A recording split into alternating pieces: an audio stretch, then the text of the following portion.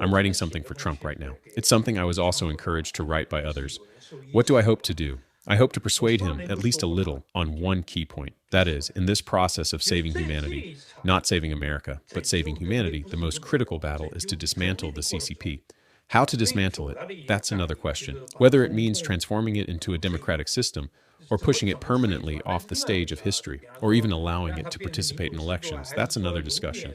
The point is to change China's current system. What we call abolish means abolish it. Abolish one-party dictatorship. If this is not abolished, America will sooner or later be finished. There's no doubt about that. I want to lay out this logic clearly. Second, in the process of dismantling the CCP, the participation of Chinese people is indispensable, and not just indispensable, but decisive. Why? Using barbarians to control barbarians. The logic is actually very simple. We Chinese have known this since childhood. Why? Because if you're dealing with outsiders, with foreigners, you don't even speak the same language. How do you fight them? Your living habits are different too. You send an agent in and they're exposed the very first day. Think about it. Why has the CCP found Tibet relatively hard to deal with and infiltrate? Because people around the Dalai Lama, if you send in a Han Chinese person, they're exposed instantly.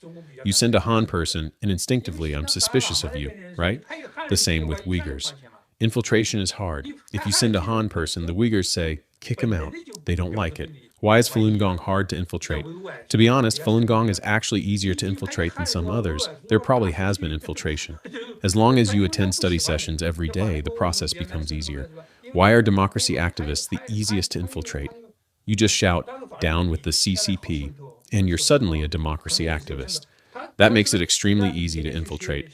So the same logic applies here. If you send white Americans to deal with the CCP, it's too difficult. The tricks the CCP plays, the things we were just talking about, if you try to explain them to Westerners, I can tell you this, you'll end up writing far more footnotes than the words we speak. What is small criticism, big assistance? You have to explain it to them for ages. Exactly. Like, why does going back to China and then coming back seem lower level, while going back and not coming back somehow seems higher level? Westerners don't understand this at all. We call it doing dirty work. What does doing dirty work mean? Americans don't understand because China has divided people into countless hierarchical levels. Take the 50-cent army manuals. After you read them, you break out in a cold sweat. How they manipulate overseas public opinion, how they treat people. Everyone should look into this. These things are simply unreadable to Westerners. Honestly, even people from China in the 1980s wouldn't understand them. Because back then, there was no such thing as the 50-cent army. Back then, when you struggled against landlords, you openly said, you're a landlord, I'm fighting you. You didn't disguise yourself and say, oh, I'm also a landlord, and then fight you from within. Today it's different. Some 50-cent operatives disguise themselves as democracy activists, as anti-CCP activists. The system is extremely complex. And what's worse, they know what they're doing is wrong. For example, they curse Tang Baiqiao and accuse him of corruption. Even though they know perfectly well he isn't corrupt, they still do it. During the Cultural Revolution, it wasn't like this. Back then, peasants genuinely believed landlords were bad people, so they fought them. Mao Zedong said they were bad people. He never said they were good people that needed to be attacked anyway. Now the CCP tells the 50-cent army, they are good people, but you still need to curse them. That's how it works. This layer of behavior has never existed in human history. Even Russians don't understand it. Putin hasn't done anything like this.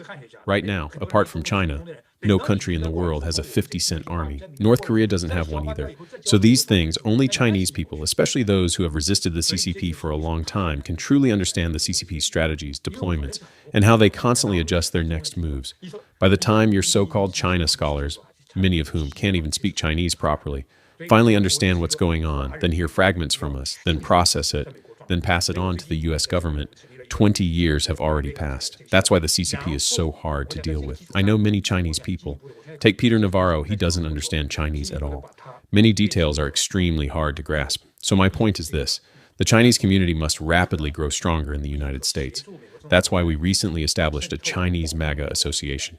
And on this basis, this is the first time I'm saying this publicly, I want to further develop it into a combat-capable force that assists the U.S. government in counter-infiltration, protects America, resists the CCP's destruction of human civilization, and ultimately even helps the U.S. strike back against the CCP. In this area, I don't even need to say much. Most Chinese already understand. If we truly become a combat-ready team, our impact will far exceed that of others. This role is irreplaceable. Long illness makes a good doctor. We've learned through hard blows, blows from the CCP. Compared to us, even the CIA or FBI, and I'm not belittling them, when the CCP strikes, you often don't even know which faction is hitting you, Wing Chun, Monkey Fist, or Drunken Boxing. We know exactly which Wing Chun routine, which variation it is. So our understanding of the CCP is on a completely different order of magnitude. That's why we've also begun contacting the FBI recently. We've been talking. Take the FBI director, he's enthusiastic and well-intentioned, but he truly needs to hear our advice. I think their job is extremely difficult. So my idea is to go straight to Trump and say, I hope to establish something like an efficiency department, but composed of Chinese people to coordinate the work of all U.S. government departments related to China. The FBI, the CIA, the State Department, the Department of Justice, all of them. For example, issues right in front of us now. Political asylum, infiltration. In those areas, we could directly assist the FBI, the Department of Homeland Security, and the DOJ. When it comes to bribery of political figures, we would assist the State Department, the National Security Council, even the White House. We're not assisting just one department, we're assisting almost all outward-facing departments dealing with China. It's similar to America's DOD, Musk's efficiency department, though the purpose is different. Their goal is to streamline government to improve efficiency. Our goal is to confront China. I believe this is the most valuable thing we can do at this stage. To do this, we must also have our own media platforms.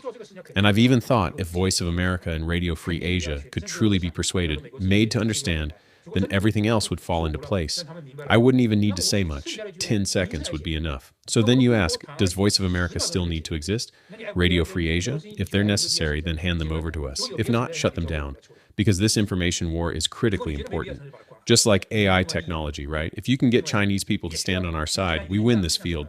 But if you're careless and say, well, they're American citizens anyway, they'll stand with us in the end, then look, even Jensen Huang. Bannon says Jensen Huang stands with China, right? I don't necessarily agree, but can you say Chinese people will 100% stand with America? The CCP brainwashes them every day. They start believing standing with China is righteous, correct, anti-American imperialism. Then how do we fight this war in the end? We're fighting the CCP for hearts and minds, for resources, for talent on every front. And the biggest, most direct battlefield is the Chinese community. That's what I believe is most important. And honestly, when I say all this, even I feel like the mission we're carrying right now is extremely heavy.